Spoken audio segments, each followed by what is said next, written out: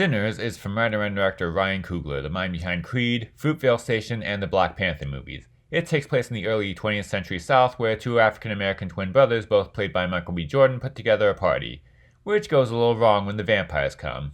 That sounds like a typical pulpy horror movie plot, but this is a lot more than that. It was made by people with bigger aspirations. It's actually an almost $100 million period piece about the power of music in black culture. In fact, it's a long time into the movie before the vampires even come in. It almost reminds me of From Dusk Till Dawn in that way, with a similar concept that only kicks in at around the halfway point.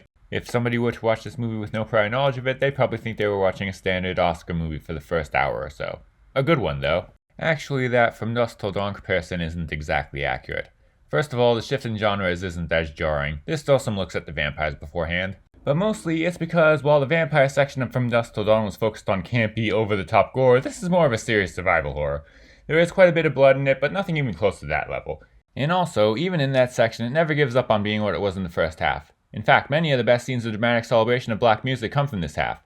While I personally preferred the first half of From Dusk Till Dawn, I prefer the horror half of this one, and that last point may have played a role in that. But anyway, it's a horror movie with the production value and acting of an Oscar movie. Many of its best moments have nothing to do with the horror. Although, oddly, it's those moments that make it worth seeing in IMAX. The music and visuals in these sequences are somehow more of a great experience than probably anything else you'll see in theaters this year. Maybe at least until the next Avatar.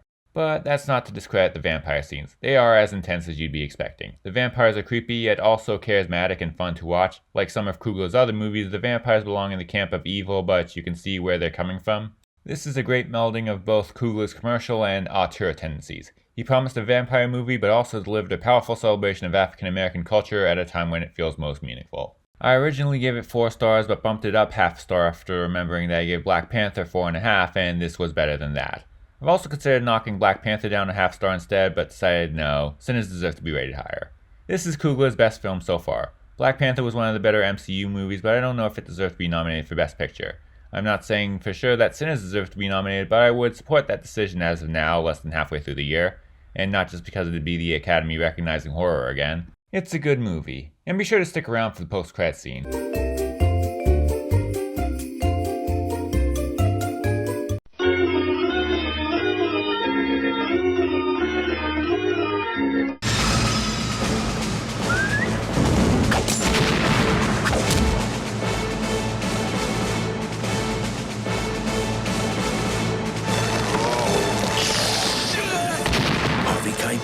George Clooney, Quentin Tarantino, Juliette Lewis. Welcome to slavery.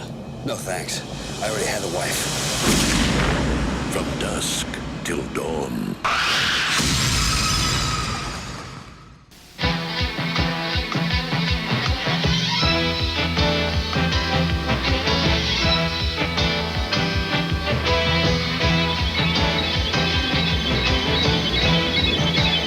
This is a First Choice Super Channel feature presentation. Thunderbolts, asterisk, is from director Jake Schreier, director of Robot and Frank and Paper Towns. The story was written by Eric Pearson, who worked on Thor Ragnarok, Black Widow, and Godzilla vs. Kong. He wrote the actual screenplay alongside Joanna Kahlo, who worked on The Bear, BoJack Horseman, and Hacks. The asterisk in the title is there for a reason that will be revealed at the end of the movie, or by looking at any of the more recent promotional material.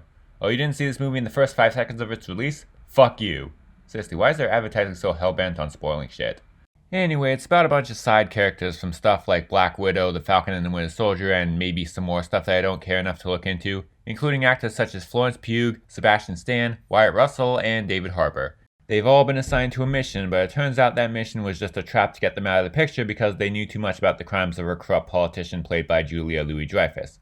But it ends up backfiring for her because they team up, later picking up the Winter Soldier too to foil her other evil plans. This is pretty much the usual Marvel stuff, but at the same time it's kind of a step up from what they've done recently. It feels like basically every other Marvel movie from the past few years, but at the same time, slightly better.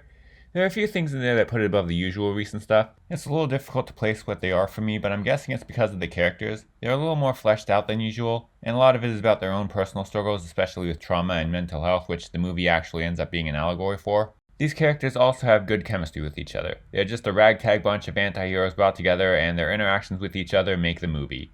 It often adds a sense of humor, particularly through David Harbour's Red Guardian character, but not so much that it gets in the way of the more serious moments or when there are supposed to be stakes.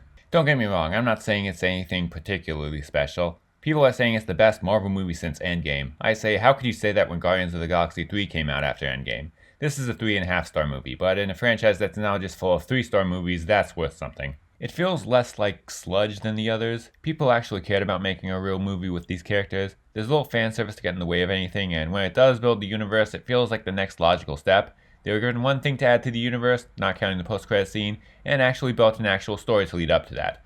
It's not as fun as Deadpool and Wolverine, and it's getting a lower score, but it does get rid of the stuff that came dangerously close to ruining that movie, so that puts it above it in some way. This is coming right after Captain America Brave New World, and it does that same pseudo-political thriller thing, but does it in a way that's actually somewhat entertaining. I don't think this is quite the savior that the MCU needs now, but it's a step in the right direction. With Fantastic Four also looking somewhat different from the rest, mostly through its setting, the universe could be beginning to find its way back to its feet. Marvel fans may now have reason to hope for the best.